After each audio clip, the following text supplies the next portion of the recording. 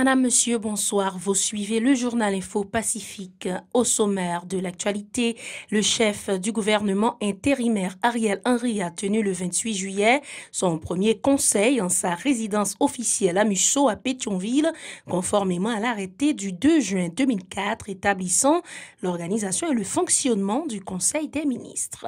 Le Premier ministre Ariel Henry a indiqué que la mission du gouvernement consiste notamment à organiser les prochaines élections le plus tôt possible en vue de renouveler le personnel politique du pays.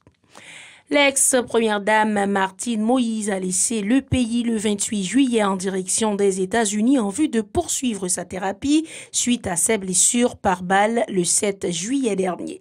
Autre dossier qui sera développé dans ce journal, le ministère de la Santé publique a mis à la disposition de l'Université d'État d'Haïti des doses du vaccin Moderna dans le cadre de la campagne de vaccination contre le COVID-19, a indiqué le rectorat. À l'initiative de la structure baptisée Secteur populaire et démocratique, des organisations proches de l'opposition ont honoré le 28 juillet la mémoire des victimes des massacres perpétrés dans les différents endroits de la capitale.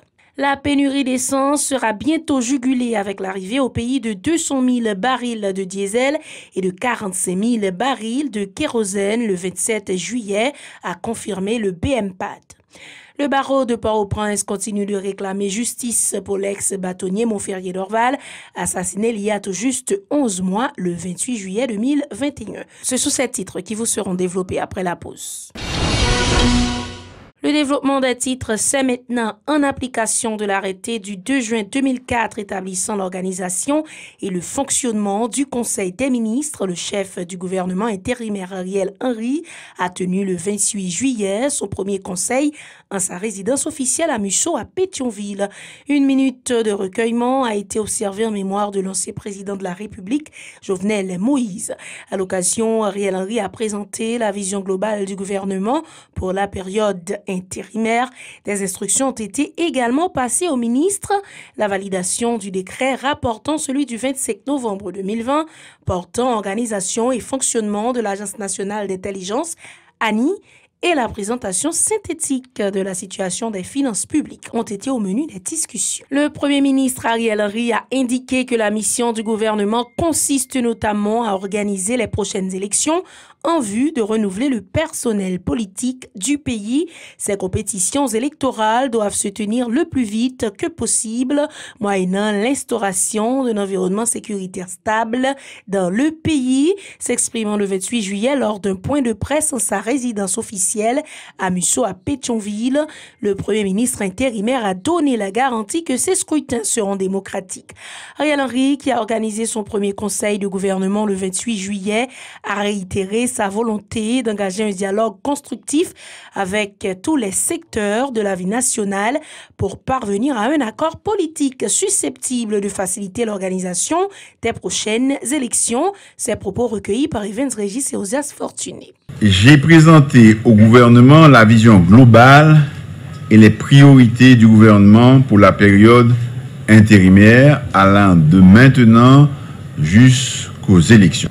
La mission de ce gouvernement est de préparer les conditions pour qu'on ait des élections le plus rapidement possible, des élections libres, honnêtes, transparentes, avec une large participation de la population et un gouvernement qui s'en passe pour qui. C'est-à-dire qu'un gouvernement qui n'aura pas de favoris ou de gens qu'il favoriserait. Pour nous gagner un environnement, ça, nous avons besoin de sécurité tout partout. Plus loin, le Premier ministre a déclaré avoir rencontré des membres de la communauté internationale et des acteurs locaux dans le cadre de ces consultations pour dégeler la crise et parvenir à un accord en vue de la tenue des prochaines élections. Les discussions ont été difficiles mais constructives, a fait savoir Ariel Henry ses déclarations. Pendant semaine ça, me fait plusieurs rencontres avec la communauté nationale. Tout d'abord, je prends engagement pour me prendre bâton de pèlerin pour me recommencer à ouais acteurs qui n'ont la vie politique mais aussi dans la vie socio-économique pour me construire un large consensus pour nous arriver à un accord politique pour que nous ayons une gouvernance ça a eu une gouvernance apaisée, il y a moins de remous dans la société et que nous avons organisé de très bonnes élections. Nous avons rencontré plusieurs organisations, société civile. En particulier, nous avons rencontré des acteurs de la société, du secteur économique. M'a continué avec des rencontres avec des acteurs politiques et d'autres rencontres à arriver faites dans les jours qui viennent. Par ailleurs, Ariel Henry a réaffirmé sa détermination de faire aboutir l'enquête sur l'assassinat crapuleux de l'ex-président Jovenel Moïse. Il s'agit d'une affaire d'État qui mérite que la lumière soit faite, a souligné Ariel Henry, ajoutant que toutes les personnes impliquées dans ce crime odieux doivent être appréhendées et déférées par devant la justice. On écoute à nouveau Ariel Henry. Par ailleurs, nous entendons qu'il y ait une poursuite de l'enquête concernant l'assassinat crapuleux et odieux du président de la République. Nous entendons à ce que tous les commanditaires, tous les auteurs de cet assassinat soient traduits en justice. C'est une affaire d'État et quel que soit côté Mounsaïoïa, n'a pas le poursuivi et n'a mené au bail la justice. L'ex-première dame Martine Moïse et ses enfants ont laissé le pays le 28 juillet en direction des États-Unis. Une décision prise 5 jours après les funérailles de l'ex-président Jovenel Moïse. Martine Moïse était rentrée en Haïti le 17 juillet dans le cadre des préparatifs des obsèques de son mari le 23 juillet dernier. Elle est retournée aux États-Unis afin de poursuivre sa thérapie suite à ses blessures par balle le 7 juillet lors de l'assassinat de M. Moïse en sa résidence officielle à Pèlerin-Sec. Le barreau de Port-au-Prince continue de réclamer justice pour l'ex-bâtonnier Montferrier Dorval, assassiné il y a tout juste 11 mois, ce 28 juillet 2021. À l'occasion, les membres du barreau ont dénoncé le comportement du ministère public dans le traitement de ce dossier. Selon eux, le ministère public ne fait que travailler contre la société. Écoutons le porte-parole du barreau de Port-au-Prince, maire Patrick Pierre-Louis, dans un message publié le 28 juillet. Où en est le dossier de l'assassinat du bâtonnier Montferrier Dorval, 11 mois après sa perpétration, le 28 juillet 2020 ? Comment rendre compte aujourd'hui, après tant d'obstacles franchis laborieusement, des nouvelles pesanteurs qui paralysent encore l'action publique, alors que la direction centrale de la police judiciaire a produit un rapport préliminaire? De quoi est le nom de cette autorité du ministère public qui peut s'autoriser irrégulièrement à faire obstruction au cours de la procédure, alors que le juge d'instruction a cité à comparaître un ensemble de témoins?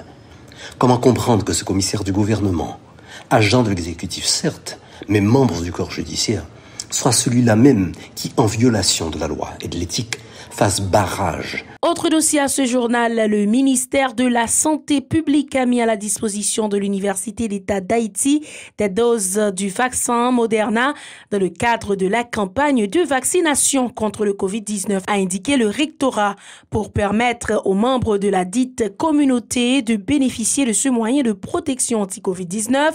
L'administration des doses du vaccin débutera dès le 28 juillet au niveau des sites aménagés par Gesquio et l'hôpital La Paix. Ces sites desserviront provisoirement les membres de l'UEH en attendant la finalisation sous peu des mises en place techniques et administratives au niveau de la faculté de médecine et de pharmacie en tant que site principal de l'UEH. Le processus de vaccination à l'UEH est basé sur le consentement volontaire. En ce sens, ceux qui ont choisi de se faire vacciner doivent remplir un formulaire de consentement. Les différentes structures de l'UEH sont appelées à établir la liste des personnes intéressées, accompagnées du formulaire de consentement et de la transmettre au secrétariat général de l'UEH pour les suites nécessaires. Il convient de noter qu'en fonction des normes internationales, la priorité sera accordée aux personnes ayant 60 ans et plus, celles vivant avec une ou plusieurs comorbidités, ainsi que celles qui sont exposées aux malades potentiellement atteints de COVID-19, selon un communiqué du rectorat de l'UEH. Le Bureau de monétisation des programmes d'aide au développement annonce la livraison au pays de 200 000 barils de diesel et de 45 000 barils de kérosène le 27 juillet, ce qui permettra de faire face à la pénurie d'essence que connaît Haïti depuis quelques semaines. Selon le BMPAD, le bateau est arrivé depuis mardi au terminal de Thor, de la commune de Carrefour. Les propriétaires et chauffeurs de véhicules ont du mal à s'approvisionner dans les stations d'essence pris d'assaut par les porteurs des fameux galons jaunes. Ces derniers achètent le précieux sésame et le mettent en stock en vue de la revendre à prix exhaustif. Ils ont minimisé l'interdiction de vendre ce type de produits sur la voie publique. À l'initiative de la structure baptisée Secteur populaire et démocratique, plusieurs organisations proches de l'opposition ont rendu hommage le 28 juillet aux victimes des massacres perpétrés dans les différents endroits de l'aire métropolitaine de Port-au-Prince, particulièrement ceux de Delma 32. Assemblés au carrefour de Delma 32, ces citoyens se sont rendus par la suite à la rue Acacia Christ-Roi, où a été commis le double meurtre contre le journaliste Diego Charles et Marie-Antoinette Duclerc, Netty, le 29 juin dernier. Ils portaient des t-shirts sur lesquels on pouvait notamment lire « On ne vous oubliera jamais ». Ces gens ont profité pour réclamer justice pour les victimes, déclarant qu'ils sont pessimistes quant à la volonté du régime en place de faire la lumière sur ces dossiers. Écoutons-les au micro de Wesley Bernard Jean-Baptiste et Mackerson Mexil. Les justice pour frère Axenoyo qui tombé en babal bandit régime ça. Côté que jodi nous-mêmes nous passons Delma 32, côté que nous rendons hommage avec toute équipe qui était tombée, que tout le monde connaît, qui part en secret pour personne. Et jodi là nous rendons encore dans le même quartier côté que nous-mêmes nous habitons, côté que nous avons Diego Charles avec Antoinette Duclerc qui tombé le même jour. Jodi nous dans la rue pour nous rendre un hommage bien mérité ensemble des citoyens et citoyennes qui victimes en bas massacre qui était fait dans Delma 32. Les jeunes 32, aujourd'hui là nous faisons match ça, nous faisons journée de solidarité ça, nous venons partager journée de souffrance ça. Journée nous te connaît, nous te faisons massacre dans Delma 32. Et aujourd'hui nous pas présent là pour les gens qui victimes Delma 32 seulement. Depuis les gens qui victimes depuis 1806 après la mort Péréa pour arriver 2021 là. Toujours dans le même dossier, le coordonnateur du réseau national des plaignants, Petro Caribé, qui avait pris part à cet hommage, en a profité pour exiger que justice soit rendue aux victimes et à leurs familles. Maître Maurice Noël dit nourrir des suspicions sur la volonté du gouvernement intérimaire de donner justice à ceux qui la méritent, arguant sa connivence avec le régime PHTK. Le Premier ministre Ariel Henry ne pourra en aucune façon répondre aux attentes de la majorité de la population. Maurice Noël est au micro de Wesley Bernard Jean-Baptiste et Mackerson Mexil. Jeudi à cérémonie ça qu'a fait dans le Carrefour et Delma 32, lorsque nous connaissons 100 mamans qui étaient 6 balles sur presque 19 personnes qui étaient morts en Delma 32 et rue Acacia. Jeudi à nous venons là, nous porter solidarité, nous. Bye. Toute famille ça indistinctement. Surtout ça qui est mourir. Nous avons 100, nous avons 48 personnes qui prennent une balle dans la tête. Sniper de venir tirer pour cause 4 milliards de 100 millions de dollars. L'argent Petro Caribé. Jeudi à nous présents pour nous rassurer, peuple haïtien, dossier a marché. Mais avec rien ça, qui est Ariel Joseph là, c'est continuité PHTK. Lorsque nous regardons en dedans, voilà, c'est la fin de ce journal, madame, monsieur. Merci de l'avoir suivi. Restez avec nous pour la suite de notre programmation.